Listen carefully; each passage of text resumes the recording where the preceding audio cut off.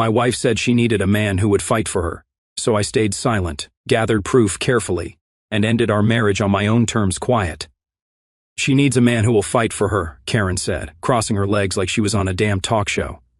I didn't blink. We were in the middle of marriage counseling, but it felt more like a trial. Me as the defendant, her as the self-appointed victim, and the therapist as the poor sap stuck in between, paid to nod and scribble on a legal pad. Karen had been monologuing for 15 minutes about how I was passive, how I checked out emotionally, and how she needed someone who made her feel alive. She tossed in the phrase emotionally sterile like she just discovered it on a blog post titled, "Top 10 Ways to Shame Your Husband Without Technically Lying." The counselor, Dr. Neil something, looked at me with that careful, overly practiced concern. You know the type. Eyebrows knit just enough to show empathy, head tilted 10 degrees like he was trying to read the fine print of your soul. Karen sat upright, smug like she thought she just delivered the winning blow in a debate. I didn't speak. I just reached into the leather folder I brought with me and pulled out a small stack of glossy prints, perfectly aligned. I slid them across the table. No words. Neil opened the folder like it was a Pandora's box, and by the time he flipped to the third photo, I saw it. The twitch in his jaw, the sudden shift in his chair. Karen didn't look. Not at first. Her gaze was still locked on me, waiting for a rebuttal, a reaction, a plea, but I had nothing to prove. The photo showed Karen with a man she once introduced to me as a harmless coworker, draped across his lap in a rooftop bar, kissing him in the backseat of a car I didn't recognize, standing hand in hand at the edge of a beach resort I'd never been invited to. Time-stamped, dated, organized. Karen's face finally turned toward the stack, her posture wilted by the second. "Oh," Neil said. Finally, that was it. Just, oh. And honestly, that was enough. Karen's face drained of color as she slowly pushed the folder away like it was something filthy. "You've been spying on me," she whispered, switching tactics faster than a used car salesman. "No," I replied calmly. "I've been listening. The camera just helped fill in the blanks." I know most people would have lost it, raised their voice, slammed a fist. Not me. I've been a high school principal for 26 years. You don't survive teenagers without mastering the art of letting people talk themselves into a corner. And Karen had built herself a damn mansion in one.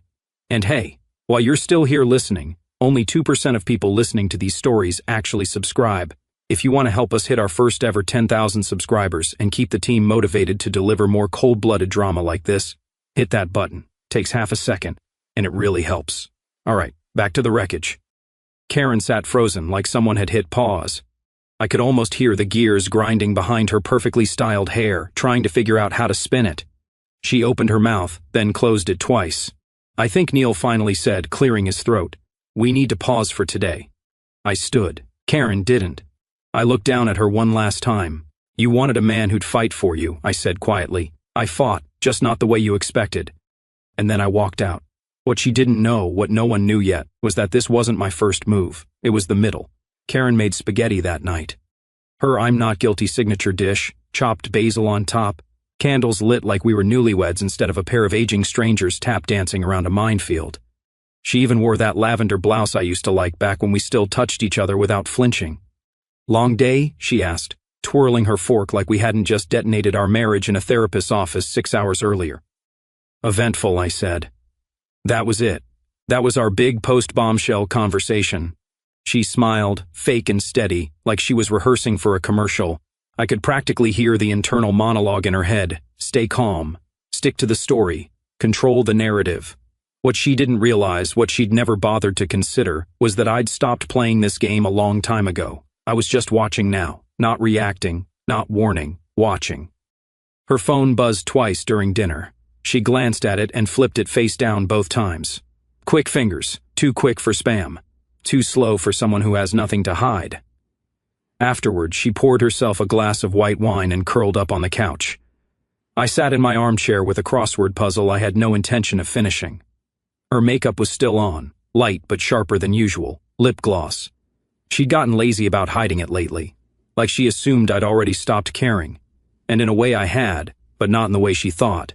See, about 13 months earlier, I found a $118 charge on our joint credit card from a high-end boutique I'd never heard of. I'd asked casually about it. She said it was a gift for a friend's baby shower. I didn't press. I didn't even ask whose baby, but I remembered the store name. A month later, I saw a selfie of her on her lock screen taken in the boutique's dress. That was the first crack. Then came the late meetings, the weekend workshops, the trips that just happened to align with a male colleague's travel schedule. One she insisted was barely a friend, but whose laugh she suddenly quoted all the time. I played dumb. I played patient. I let her build the tower with her own lies. I just measured each brick. But the counseling session, that was the click, the final piece sliding into place. She wasn't looking for reconciliation. She was performing. Performing for the therapist, for herself, for some ghost of an audience that clapped every time she painted herself as the long-suffering wife, married to a hollow shell of a man. It wasn't enough that she betrayed me. She wanted to win while doing it. So, I stopped seeing her as a wife, and started seeing her as a subject. That night, while she scrolled her phone on the couch, I stood up, kissed her on the forehead like nothing was wrong, and said I had a few papers to grade in the office. She smiled. "Don't stay up too late." I didn't answer. Instead, I locked the door to my study, pulled out the manila envelope from my desk drawer, and began labeling the tabs: receipts, timeline, audio, text fragments, hotel incidents, inappropriate work behavior. Not rage, not revenge, just cataloging. She wore the same face, said the same words, laughed the same practiced laugh, but the mask she wore was slipping, and the woman beneath it was so used to lying, she didn't even notice when no one believed her anymore. By the time she looked up from her wine, I was already 10 steps ahead and counting.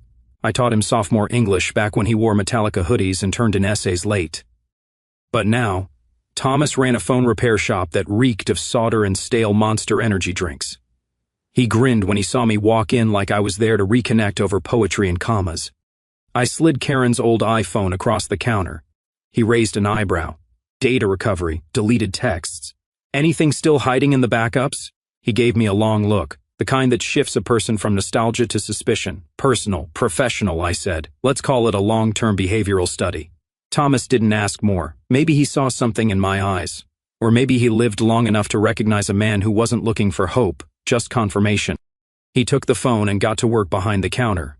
While his software did its thing, I leaned against the wall, scanning the messy bulletin board of repair invoices, lost AirPods, and a handwritten ad that said, "I can fix your life." Well, your laptop anyway. The irony wasn't lost on me. 20 minutes later, he had a thumb drive ready, text threads, some voicemails, global positioning system logs from 2 months ago, and about 78 photos she thought were deleted, including some, not very parental guidance. I nodded once. "Print the location history, a full map overlay if you can." Thomas blinked. "You really want a heat map of where she's been?" "I'm building a dossier," I said, deadpan. "Every operation needs logistics." He chuckled uneasily but didn't argue. Next up, the voice recorder. I pulled a small velvet pouch from my coat, a gift I'd ordered online 3 weeks prior, barely larger than a thumb, with 20 hours of high-fidelity storage. "Can you help me rig this under a front seat?" I asked. "She drives a Lexus. Too clean for me to tamper with unnoticed." Thomas raised both brows this time. "You sure about this, Mr. K?" "I'm not chasing her," I said. "I'm just documenting gravity." He whistled under his breath. "You always were calm, scary calm." When we stepped out into the parking lot, I parked beside Karen's car and popped the passenger door while she was still at work. 5 minutes and one strategically placed strip of Velcro later, the recorder was affixed under the passenger seat, camouflaged in the upholstery shadows. No mess, no wire showing, no trace. On the way back, I stopped at a Walgreens, bought a red file box, some manila folders and sticky labels. That night, I started assembling the real archive, something that would outlive whisperers and speculation, the kind of thing you drop in a lawyer's lap like a guillotine. Tab 1, April travel, not with me. Tab 2, coworker laughter, Thursday night wine. Tab 3, deleted messages. I can't wait till he's out of the way. Each folder slid in like another quiet nail in a handcrafted coffin. This wasn't anger, it wasn't even heartbreak, it was infrastructure. Because while she was out there playing games, I was drawing blueprints. And when this house finally collapsed, I wanted to be the one holding the evacuation plan. And the deed. The dinner was supposed to be with her sister at a Thai place on 5th. Karen even texted me the menu around noon, circling the Penang curry like we were still that kind of couple.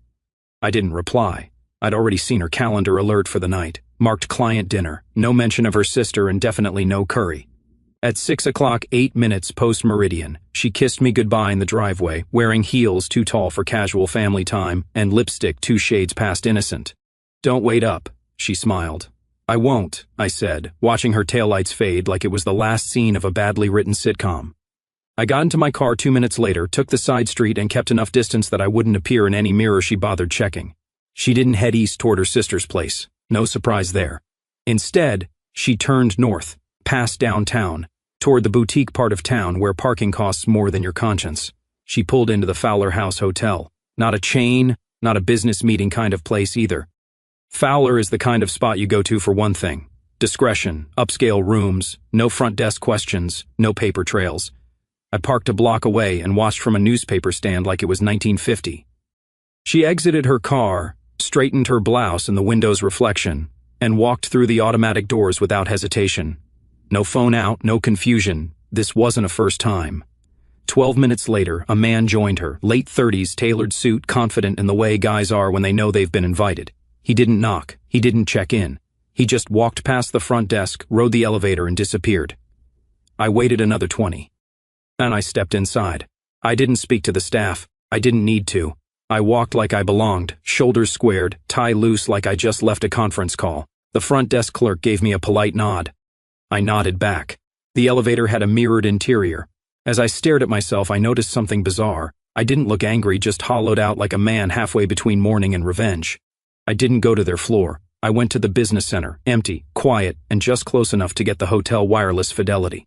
I pulled out my phone and tapped into the global positioning system Trace Thomas had rigged to our shared account. Her location pinged steady, room 512. It hadn't moved in 30 minutes. I snapped a photo of the hotel directory. A few minutes later, I took another outside room 512. Door closed, privacy hanger on the knob. Then I took a final photo. The room charge slip left out by the front desk when no one was looking. Paid with a card under the name N. Ryland Corporation. That name meant nothing to me, but it wasn't our account, and it damn sure wasn't her personal card. Time-stamped, sorted, emailed to myself under the subject, Thursday, not her sister. I left through the service exit. That night, Karen came home with greasy takeout bags and a tired smile like she'd just spent 2 hours discussing family gossip over spring rolls. I brought you some Pad See Ew, she offered casually, holding out the box. I took it. Thanks. She didn't notice the new folder in my study labeled Fowler House. Didn't notice the faint smell of her perfume lingering in my car seat when I repositioned it to where I'd been hiding. And most importantly, she didn't notice the camera I'd installed facing our home office desk, set to activate whenever someone used her laptop. Let her keep building her story. I was already halfway through the footnotes.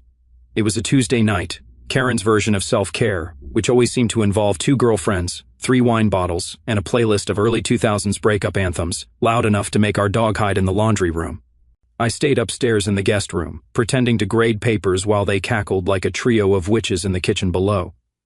The next morning, the house reeked of Merlot and self-righteousness. Lipstick-stained glasses still sat in the sink. One of her friends had left her scarf behind.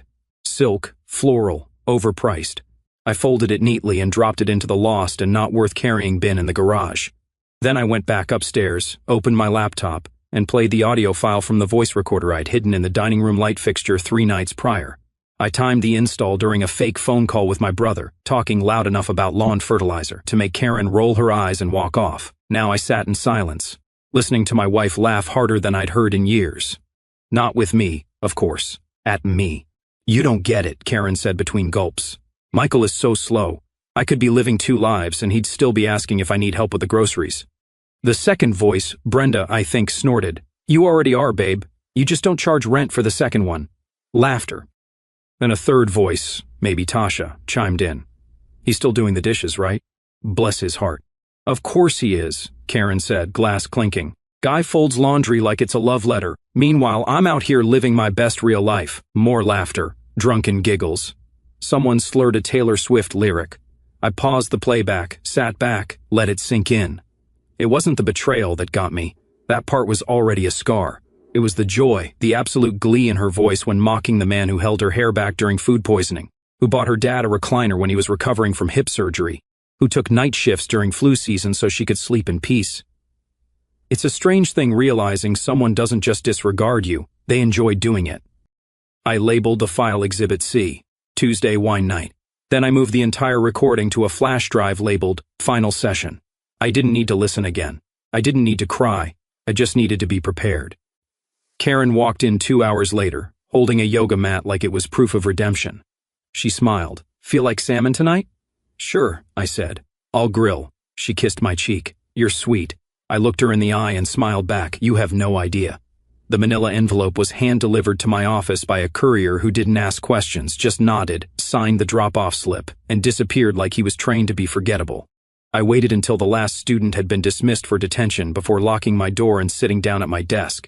Inside, 12 glossy prints, high-resolution, time-stamped.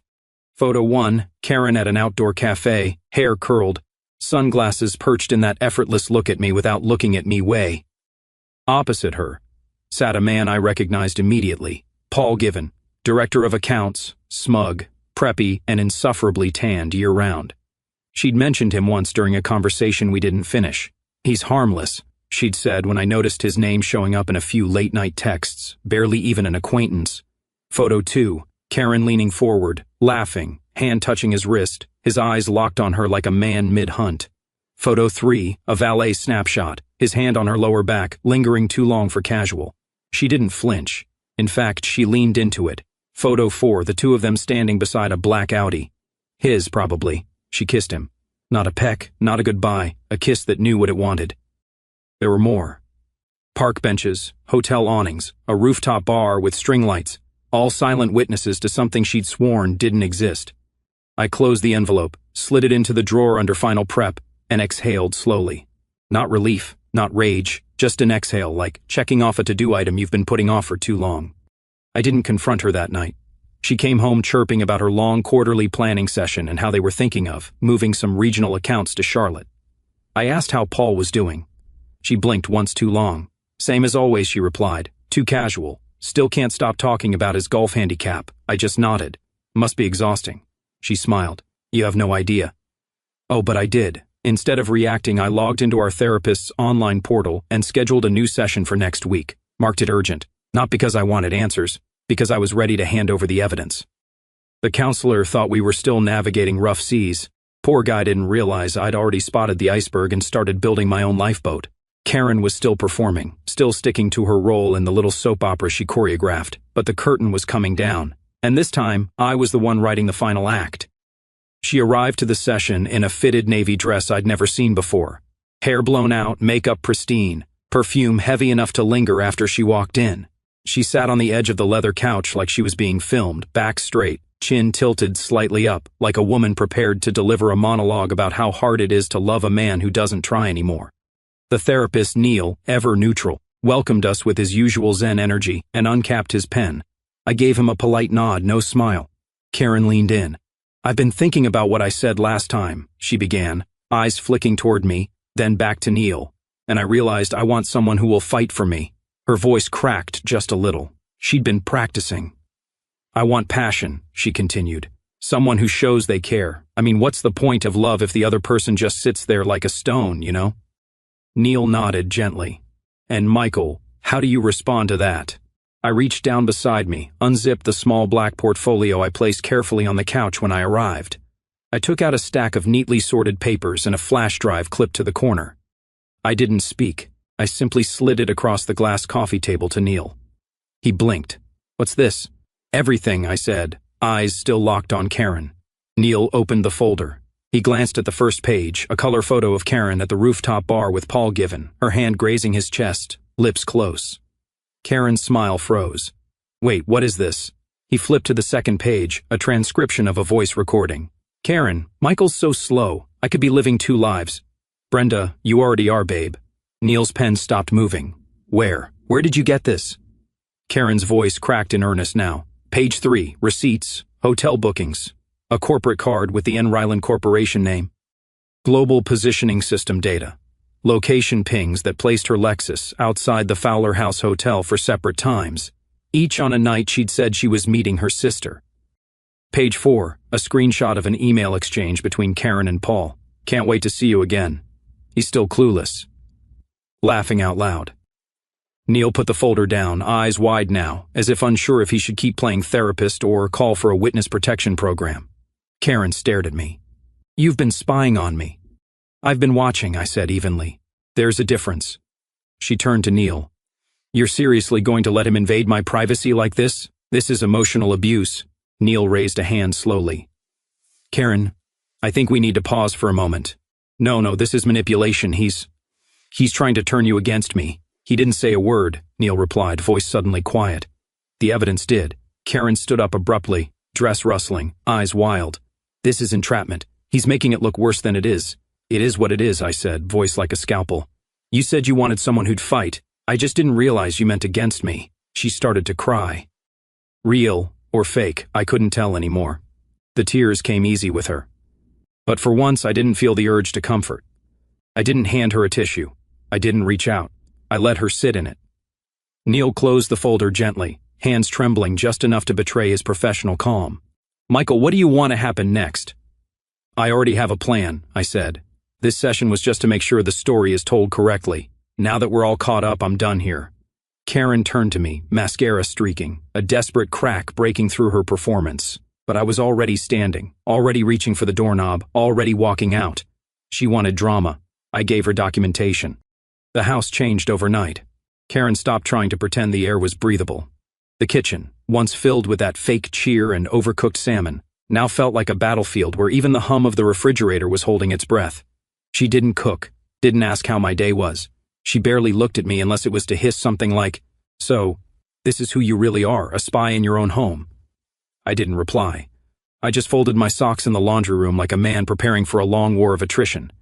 She stormed around, muttering words like surveillance, emotional abuse, invasion of privacy, as if I'd broken into her life, instead of simply opening the doors she left unlocked. She tried to make me the villain, painting herself into the martyr role. But I didn't rise to the bait. The next day, I moved into the guest room, not with a suitcase or ceremony, just my shaving kit, 2 drawers worth of clothes, and the book I'd been reading. I laid the doorstop gently and shut the door each night behind me, not to keep her out, but to keep my sanity in. She followed once, leaned against the doorframe like a woman in a bad soap opera. So, that's it. You're just going to pretend like I'm some criminal? I didn't look up. I don't have to pretend. Her laugh was sharp. You're pathetic. You couldn't fight for me. So now you want to punish me with silence. No, I said quietly. I just finally accepted what I already knew. You're not my partner. You're my liability. That night, I sent a formal notice of separation to her work email. Short, legal, unemotional. I copied my lawyer, sent a duplicate to her personal inbox, marked it read receipt requested. Then I made the real move. I called my sister, then my oldest friend, Jonathan, then 3 couples from our shared social circle, the ones Karen would have sprinted to first if she could have gotten ahead of me. I told them calmly that Karen and I were separating, that I wouldn't go into detail, that I wished her peace. I didn't need to drag her name through the mud. She was already doing that herself. The fallout began slow. One of her wine night friends ghosted her within a week. Her own brother called to ask if everything was okay, in that voice people use when they've already heard something and are pretending not to know. I heard her on the phone one night whispering urgently, "He's making me look like the villain. You know how he is, quiet, calculating. He's probably got everyone fooled." She didn't realize how little I had to say for people to start asking their own questions. And when the silence grows louder than the excuses, there's nothing left to hear but the truth. She slammed the door after one particularly bitter night and shouted from the hallway, "You think you're so noble? This won't end how you think." I didn't even flinch. I just turned the page in my book and let the cold settle into the walls. Paul Given was always chasing the next rung, corner office, title upgrade. The kind of man who referred to himself as a strategic thinker in LinkedIn posts that nobody asked for. So, when word got out that he was being considered for a regional vice president promotion, I knew exactly what was coming. I didn't need to sabotage him. I just needed to give gravity a nudge. A week after I moved into the guest room, I sent an anonymous envelope, typed neutral, no fingerprints, to the Human Resources Department of Karen's firm. Inside, a simple statement accompanied by a universal serial bus drive, labeled for internal review. The statement read, "This is submitted out of concern for the ethical standards of your leadership team. Mr. Given has engaged in a sustained relationship with a subordinate who is currently married." Attached are time-stamped photos, hotel receipts, and recorded conversations captured outside company hours. But within context that may raise serious professional concerns. The involved party, Karen, last name, is under his management tier. No drama, no accusations, just facts, just enough to get the gears turning. Human resources departments don't like messy. They like clean, controlled reputations. They like plausible deniability. What they don't like are two employees tangled in a quiet affair, one of whom is up for a role that requires press access and brand responsibility. It took 4 days. Karen came home early on a Thursday, face flushed, makeup half wiped. She dropped her purse on the floor like it weighed 100 pounds and went straight to the kitchen. I heard the wine bottle open before I even stepped out of my study. "They're placing me on leave," she said, not looking at me. "Pending investigation." I said nothing. Just leaned on the doorframe and waited. They said someone submitted materials, she continued. Photos, transcripts, hotel receipts. Can you believe that? Receipts. "Michael, people are thorough," I said. She looked up sharply. "You think I'm stupid? You think I don't know this was you?" "I haven't spoken to anyone at your company," I said, and that was the truth. Her eyes narrowed. "Then who?" "Maybe it was Paul's wife," I offered, "or an intern with a conscience. Or maybe it was just karma running on time for once." She opened her mouth to respond, but couldn't find the line between rage and shame. The next week was a slow disintegration. Paul's promotion was delayed indefinitely. He stopped answering Karen's texts. She started whispering on the phone again, urgent, breathless calls to friends, lawyers, her sister, trying to do damage control. But the more she scrambled, the more people noticed. Rumors bloomed like mold. Brenda from Wine Night posted a cryptic Facebook status. "You never really know who someone is until Human Resources does." Tasha removed Karen from the group chat altogether. By Friday, even Karen's yoga instructor paused her subscription, citing a realignment of class energy. Her world wasn't collapsing all at once. It was shrinking, closing in on her like a tightening noose. And I didn't have to lift a finger. I just made sure the mirror was clean when she finally looked at it. She wore gray this time, not black, not navy gray, like ash, like someone who knew the fire had already passed through. And now there was only smoke and silence left. No lipstick, hair tied back, no performance, just a woman trying to scrape together dignity from a pile of smoldering decisions. "I just want to talk," Karen said as I took my seat across from her. Neil looked older somehow, like 3 sessions had aged him a decade. He didn't smile, didn't ask how we were doing, just nodded like a man who'd rather be anywhere else but was too professional to say it. Karen leaned forward. "I've been doing a lot of thinking, Michael." I waited. "I was lost," she said. "I thought I needed something more, but I didn't realize I already had someone who cared, who showed up, who didn't abandon me even when I had." She choked like the words burned going down. "I was scared. I got selfish. I thought maybe if I pushed you, you'd show you cared. But instead, I hurt you. I see that now. And I'm sorry." She started crying. Real tears, possibly. But the thing about people like Karen is they don't cry until the audience is already leaving the theater. Neil glanced at me. "Michael." I didn't respond. Just reached down and pulled out the final document from my leather folder.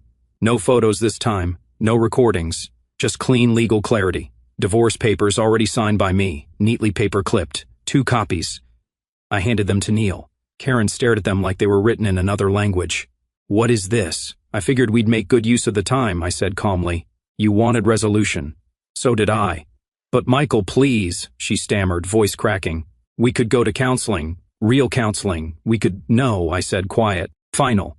You said you wanted someone who'd fight." She nodded quickly. "Yes, because I thought I stood. I did," I said. "I fought, just not for you." Karen froze. Her mouth opened, then closed. She looked at Neil, who was suddenly very busy not making eye contact with either of us. "Michael, don't throw this away," she said, now reaching, begging. "This isn't you." I looked at her one last time. The woman who wore a mask for so long, she forgot what her real face even looked like. "No," I replied. "This is me. You just never paid enough attention." Then I walked out. No drama, no slammed doors, no final words screamed through tears, just footsteps echoing down the hallway. And behind me, a woman who finally understood that silence wasn't weakness. It was the sound of a man leaving on his terms.